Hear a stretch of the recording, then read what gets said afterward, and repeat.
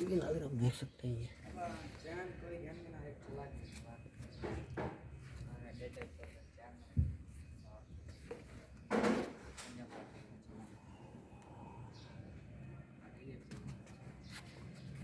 ये एलसीडी नाज़रीन आप देख सकते हैं लगी हुई है।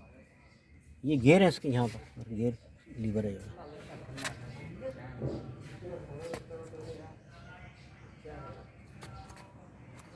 ये पिछू दिखा दो जरा, इधर एक कुर्सी।